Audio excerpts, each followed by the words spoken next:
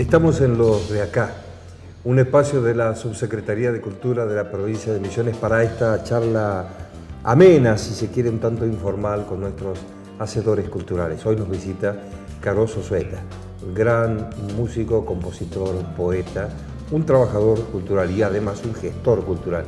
¿Cómo llega a vos, Caroso, la poesía?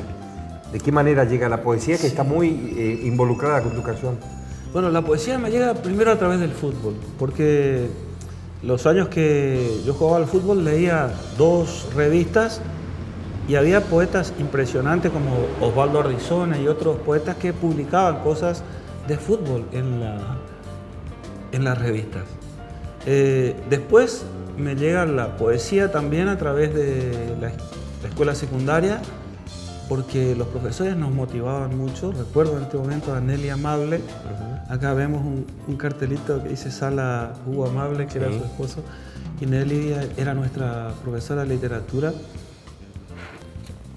Y me llega después, un poco más adelante, a través de un amigo que es sacerdote, que es Ricardo Boyac, y que tenía una colección de libros de poetas latinoamericanos y españoles, Neruda, Antonio Machado, Ernesto Cardenal, y bueno, y ahí comencé a indagar en ese mundo. Y obviamente siempre a través de nuestra tarea de juntadores de canciones que somos, a la vez que vamos desarrollándonos como artistas, siempre vamos como aprendiendo nuevas canciones. La clásica necesidad de escuchar, tomar un papel, ir por frase o por renglones escribiendo la letra de una canción, y ahí la poesía se te va metiendo por la vida, ¿no? ¿Eso se perdió? No se perdió, porque tengo una hijita de 8 años que hace ¿Sabes lo mismo. por qué te consulto? Porque hoy en día uno ve la música que escuchan los jóvenes, que muchas veces no tiene nada que ver con la poesía, o no existe, es solamente un divertimento nada más que rítmico, si se quiere, en donde los ves a los chicos repitiendo frases, siempre lo mismo, las mismas palabras, los mismos... Bueno, pero también teníamos de esos en nuestra época, también había de esos. Lo que por ahí ahora es más fácil estar en una peña así y cantar, por ejemplo, La Encendida, ¿no? Sí. Y vos ves que todos los que están en la peña googlean, taca, taca, La Encendida, y te cantan.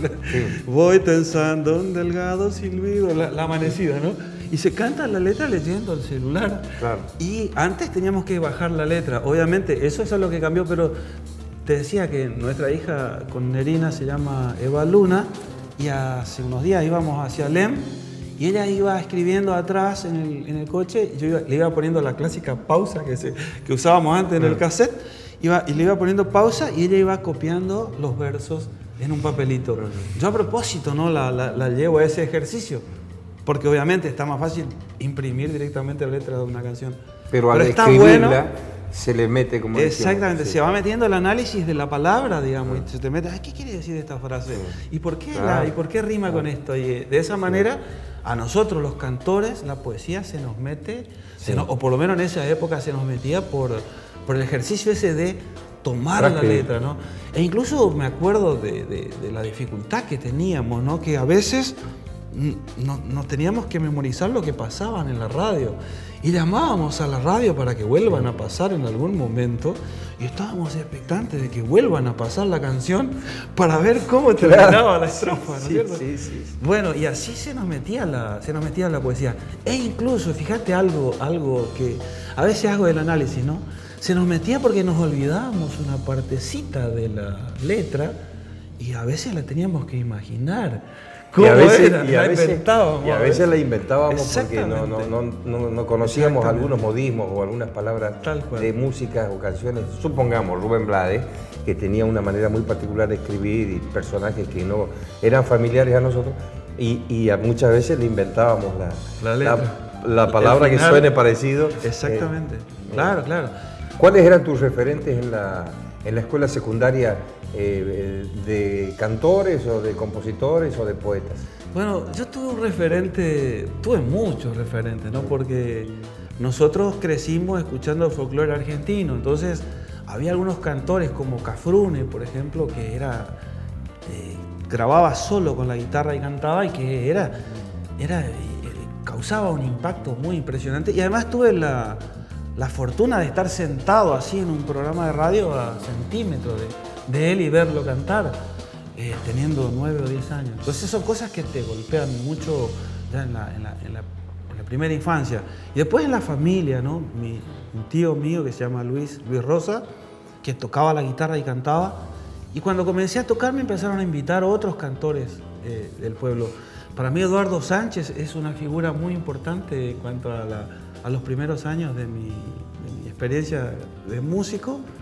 Conocí a Marito Krakowski de Campoviera, y también lo vi tocar de niño y ya era un artista consumado a los 10 años, 11 años. Entonces son cosas que impactan muy fuerte. Bueno, después en el tiempo tuve otros referentes y terminando el secundario descubrí un poeta increíble que muy pocos conocen, que se llama José Luis Perales. Porque se lo conoce después cuando sus canciones más sencillas fueron famosas. Pero en sus comienzos tiene una obra, tiene 2 o 3 discos muy poéticos. Y yo me enganché mucho con las canciones de Perales en el final de mi carrera secundaria, porque yo estudiaba música y sus arreglos orquestales incluían mucho de lo clásico, digamos, ¿no? En los ensambles, en la utilización del piano. Bueno, también terminando el secundario escuché a Facundo Cabral, que me gustó mucho su discurso musical y su manera de ver el mundo. Y también yo a Manuel Serrat, ¿no? Claro. Que conocí justamente en un viaje que había realizado por haber obtenido un premio en un concurso. Ahora y descubrí un disco de Serrat. Ahora me contás de eso. Claro. Estoy charlando con Carlos Unzueta. Nos queda poco tiempo, pero tendríamos que tener un programa de 15 días para seguir hablando. No se vaya, ya volvemos con los de acá.